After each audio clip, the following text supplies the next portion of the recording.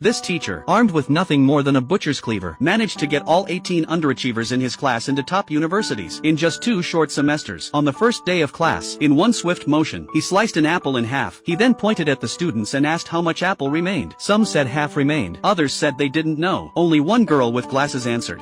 Missing 25%? This answer made Lance's eyes light up. He never expected that among this group of failing students, someone actually understood percentages. After class, Lance told the counselor about this discovery, but the counselor advised him not to harbor any illusions about these underachievers, because this was the academically worst performing class in the entire country. Most of them came from impoverished Mexican immigrant families. Despite being high school students, they didn't even know elementary school multiplication tables. Their daily focus was solely on dating, and fighting was a regular occurrence. They were every teacher's nightmare. One day, 2 troublemakers not only arrived late to class, but also threw their admission slips on the ground. Lance didn't make an issue of it, simply asking one of them why he didn't bring his textbook. Faced with the teacher's question, the troublemaker retorted defiantly, "Do the work in my head." You know the times tables? I know ones, twos, three. Seeing this blatant provocation, Lance didn't take offense. Instead, he patiently advised this finger guy that fingers aren't just for insulting people, they can also be used to study and create a better life. But his guidance was met only with verbal threats and a slap in the face. Facing such a group of students, Lance understood clearly that forcing them to learn would be useless. It would only make them more resistant and rebellious. So he took the initiative to connect with them on their level. Seeing the boys in the class being chased around by girls, he would step forward and humbly seek advice on ways to charm girls. When he witnessed a gang fight, he stopped Angel from joining the brawl, preventing the situation from escalating. Unexpectedly, this left finger guy outnumbered and getting beaten up, feeling resentful. So the next day, he directly brought his crew into the classroom to intimidate everyone. Seeing this, Lance used street slang to assert authority. This is my domain. Don't give me no gas. I'll jump on your face, tattoo your chromosomes.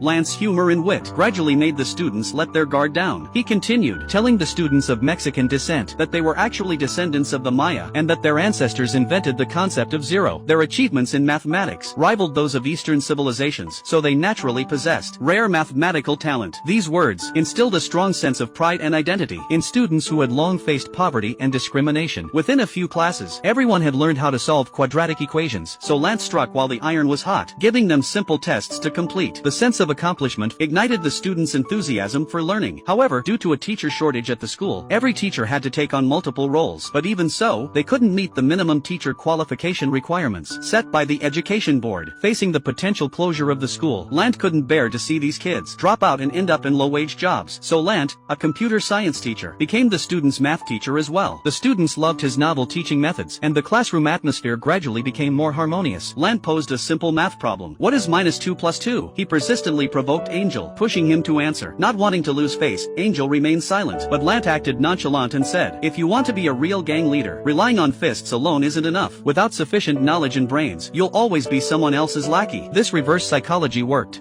Zero. But when his friend called out to him, he ultimately chose loyalty over studying. Seeing this, Lance didn't indulge him, thinking Angel was as hopeless as Finger Guy. Unexpectedly, after school, Angel sought him out on his own, admitted his mistake, and expressed his desire to learn. But, being part of the street life, carrying a book around in front of his crew all day, would undermine his authority, so he begged Lance to give him 2 extra books. Faced with such an eager request, Lance gladly agreed, directly giving him 3 identical textbooks, one to keep at home, one for use in class, and one to keep in his locker as a spare. From then on, Angel would be out with his crew during the day, but studied secretly at home at night. On the day of the midterm exam, 3 students planned to boycott the test as they had done before, but this didn't stump Lance. He placed a chair in front of all the students, with Angel egging them on. The girl was forced to sit on it, singling her out for embarrassment in front of everyone. Seeing this, her 2 accomplices quickly lowered their heads and began frantically answering the questions. Lance used the students' pride to easily resolve this boycott crisis. From that day on, everyone in the class, like Angel, attended classes with full enthusiasm during the day, and burned the midnight oil studying at night. Just as everything was moving in a positive direction, the top student in the class announced she was dropping out. Her father wanted her to work as a waitress in the family restaurant. Lance hurried to find the girl's father, urging him to think of his daughter's future, to let her continue studying and go to college, to take charge of her own life. But in the father's eyes, education was useless. The 2 parted on bad terms, but the father couldn't change his daughter's desire to learn, nor could he extinguish the dreams in her heart. The girl fought with all her might to return to school. At the end of the semester, the progress progress in Lant's class caught the attention of the principal and the head of the math department. They even came to observe the class, but truly changing their fate wouldn't be easy. They needed to get into college and receive a higher education. One day, while chatting with an old classmate, Lant learned that calculus was a prerequisite college course. If students could pass the AP exam for it, they stood a good chance of being exceptionally admitted to prestigious universities. He reported this to the school and proposed offering the course, but instead of support, he received ridicule from the principal. The national pass rate for the AP calculus exam was less than 2%, let alone for this group of students. The head of the math department also thought it was absurd. Even some teachers struggled to pass the calculus exam, never mind these students. Furthermore, they didn't even have the relevant textbooks. But despite all the opposition, Lant didn't back down. He used his summer vacation to tutor the students for free. Without the school's support, he had to teach secretly in the locker room. Temperatures close to 40 degrees Celsius left everyone drenched in sweat, but not a single student gave up because they saw in their teacher a hope for their own futures. 2 months later, these students had not only caught up on the curriculum they had missed, but had also started learning calculus. Every one of them had shown significant improvement compared to before.